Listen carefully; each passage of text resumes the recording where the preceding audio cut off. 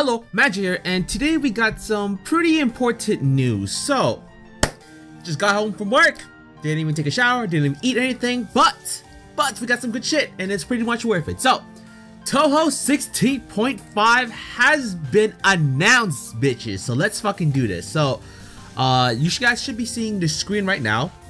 So I have 3 pages open up. The Twitter page where Azuna announced it, I believe. This is the blog post of the shit, and then, you know, we're on the Reddit page, so, you know, people mentioning stuff. I knew about this when I was waking up for work at around 4:30 a.m., but since, you know, I had to get ready for work, I couldn't do anything about this, so I had to wait to come home. So that was an annoying 10-hour shift, but I can finally do it. So it's translated down here, so we're gonna be reading it, right? So, it's been a while, Zunir. Sheesh, the weather's hot, isn't it? Gotta be careful of heat stroke. One options are limited to being stuck in the house playing games in a summer like this, so I made an ordinary game with plans to release a summer comic kit. It's a 16.5 installment of Touhou Hifuu Nightmare Diary Violet Detector. It's a game centered around a strange dream seen by a high school girl who can only visit Gisoka in her dreams, Sumuriko Usami. The game has a similar system to Shoot the Bullet, where you take pictures of supernatural stuff and Danmaku to post them on social media. There's also an unnerving story attached to it. Overall, this is a game you can casually play but still feel satisfaction. Translation unclear. Okay, yeah, okay. The game is planned to be sold as summer comic kit on August 10th, Friday, and then, you know, at their booth. Well, let's see how Sumuriko fate is dealt with. So, that's good shit. That's some good shit. So this is this year. So I wasn't for sure if any new games was gonna come this year, because I know for sure, because usually the Touhou games, at least the main ones, comes every 2 years.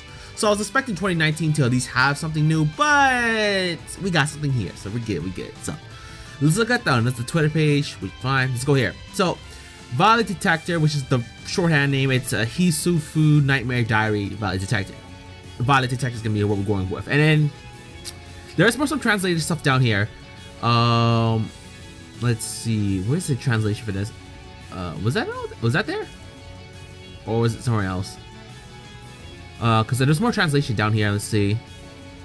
Let's see. There's some stuff regarding this. It's translations to let's see.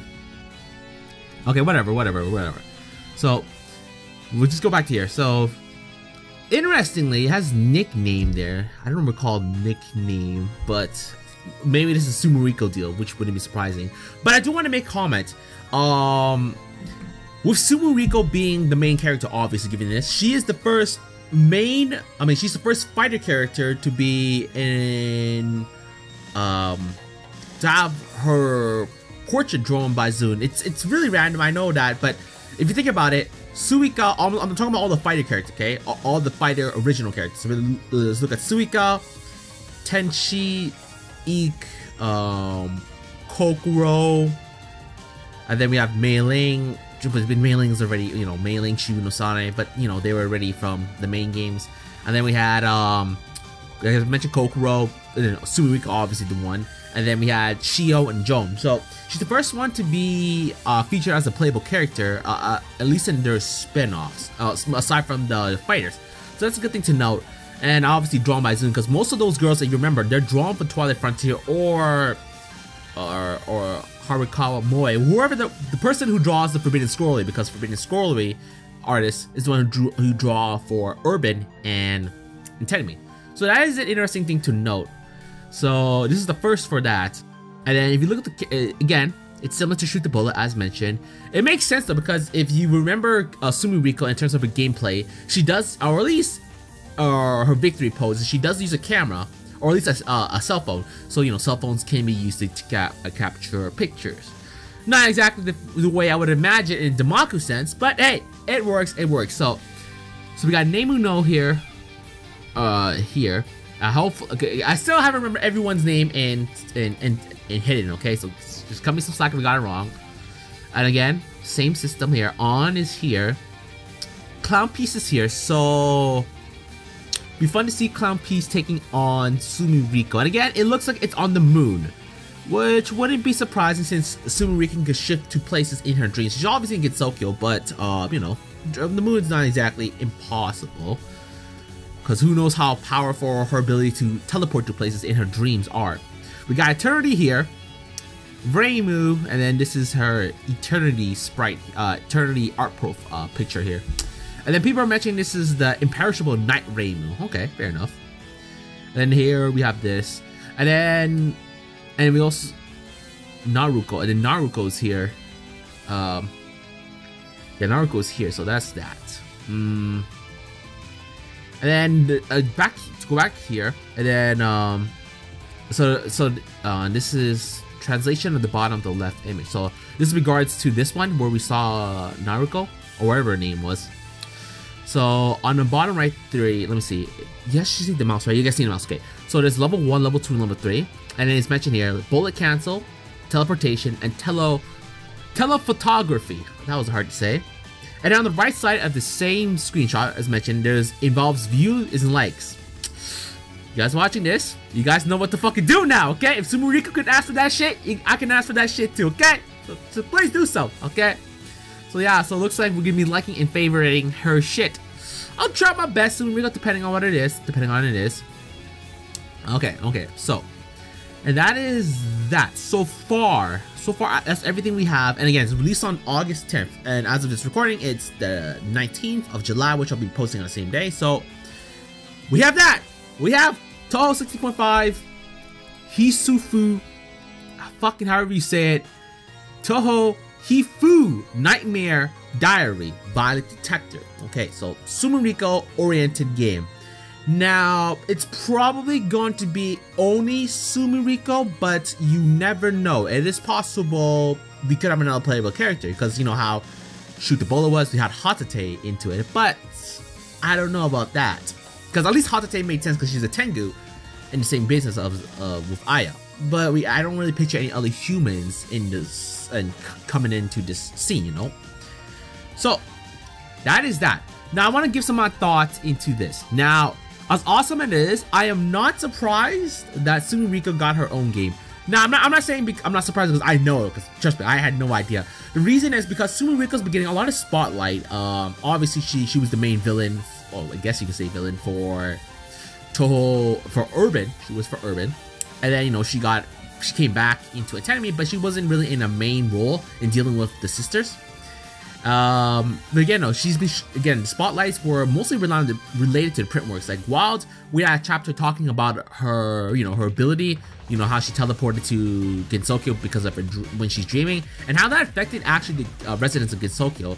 And then, if you've been reading Curiosity of Lotus Asia with the new update thanks to Strange Creators, she's pretty much a main character, really, in the same league of Renosuke. Both of them, you see them in every single chapter. So, again, I'm not surprised because she's been showing up a lot, especially in the print works. So it's like, okay, she's got a playable character and a spinoff. I'm not surprised. And we can't forget that probably one of the most important part, the reason she got this. She's a fucking human. If you guys are questioning why, you gotta remember this. Majority of the human characters that are playable in the game, or at least when they became enemies, you tend to become playable. Well, Reimu and Marissa are a given, alright? Or Marissa was, you know, back in the PC98 enemy, became character. Sakyo became playable character later on. Yomu, playable character later on. She's half, but same deal. Sane, same deal. Enemy then became playable character. Pretty much, if you're Shuma, you gotta be a playable in some shape or form. And obviously, we've gotten that. Sumeriko was originally that from the fighters, but now she's got her own fucking game. So, I'm just saying, like, I'm not surprised one bit. And then we also have the other humans like Kozuzu, Aku, but they're not really fighter types or Danmaku. So, again, if you're a human and you've been fought before in some shape or form, you're gonna have your own fucking game. Or at the very least, become playable. So yeah, that's why, like, I'm not surprised at Sumeriko of all things, because she's really, right now, she's like the sixth human to be playable in the games, really. In Windows, I know PC90 had the professor, I can't remember her name, she was actually similar to Sumeriko from an outside world, university or college, and came to or at least came to the PC98 world. I don't believe it was Gensokyo or whatnot at the time, but anyway. So yeah, not surprised Sumeriko is a playable character. Oh, she is the character of the game, and yeah, so that's good to see. happy about that. Happy about that. It would have been super dope if she was like the main character in the main games, like 17. That would have changed the dynamic up a lot. But I think it's good for a spin-off. I have no complaints about that. So it just would have been like higher height tier. You know what I mean? Okay. And it also makes she's the second outside world human to do that, to be playable, because Sane was the first one, obviously, because the Moria are originally from the outside, and then, you know, Sumuriko. Now I don't know if there's dialogue in this one, because I know in at least Shoot the Bullet, I don't recall the characters having dialogue back and forth. I know Aya had like little, like, her own thoughts and opinions about the spell cards and the characters themselves, and a little bio about them. Same thing about Double Spoiler. And then when it came to, like, let's say the other spin-off, which was, I think, Seija's impossible spell card, no really dialogue minus maybe Shimimaru, and that's about it. So will she get dialogue in this spin-off? I don't know. It's hard to say, because if she get dialogue, that could be more fun. I don't expect her to get much. Like the run I really want the most, Sane and Sumuriko, just because, again, they're both people from the outside world. As far as I know, they have not talked to each other in print work, as far as I recall. Because I think I'm to the latest shit in terms of Wild, Forbidden, Stun, Visionary. I think I'm caught up to that. I think it was chapter 12 currently. I could be wrong. And yeah. So that's why I'm just saying, happy to see Sumuriko as a playable character, Violet Detector, and then, you know, my thoughts and opinions about Sumuriko. Not surprised. I'm happy. Just not surprised because A, she fits the criteria of being a human or to a stage 5 boss. She's not a stage 5 boss, but she fits the human category. And she was in one of the playable in a game before, enemy or just playable. So it works out.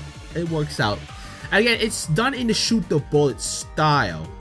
Now, okay, to continue on, I'm not exactly done yet. To continue on, when I first heard of this, I was kind of thinking maybe she would be like the opposite, she'd be more closer, like, because, you know, she does have I would expect her to do selfies, right? So what I was thinking is she get closer, do, like, you know, that selfie thing, and then that was how she would get her pictures. But, you know, it's more reasonable to have it at a distance, so I can't complain about that. Okay, so it is nice to see them bringing back the Shoot the Bullet style games into this current time, because I was not into the series during that time, so I didn't really get the chance to really play at the current moment. Even now, I have not really played it.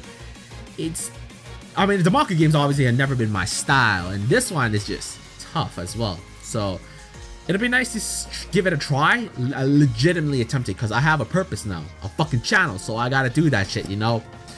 And even if it has any translation, if it has any dialogue, I'm kind of fucked, because I'm assuming assuming it even has dialogue, it's not translated at all. Now the good question is, when will this be on Steam? And that I do not know, because remember, Hidden came into Steam, you know, Touhou 16, and then Antennemy came to Steam, so it's not out of the possibility for this shit to come on Steam untranslated. I'm not counting on Zoom to translate. The guy's good, but I don't expect him to fucking translate shit. So I'm expecting this to come to Steam. Don't know when. Just keep an eye out for it. I'll probably make a video or two, depending, and then talking about the Steam release and all that. And yeah, everything I can talk about so far. So confirm, obviously, Sumuriko as the playable. We're just doing the Shoot the Bullet style.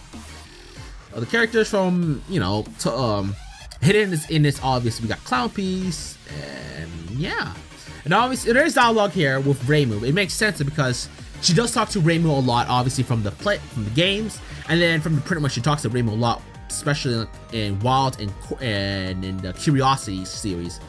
So it's good to see. Whatever the case may be, this is gonna be fun times, just because a new game is always good to talk about, and I can always use those extra views. You know what I'm saying? So anyway, like always, this is Magi. I hope you guys are excited for the new game 16.5 and all the good little shit it's gonna bring into the series. I'll see you guys in the next video.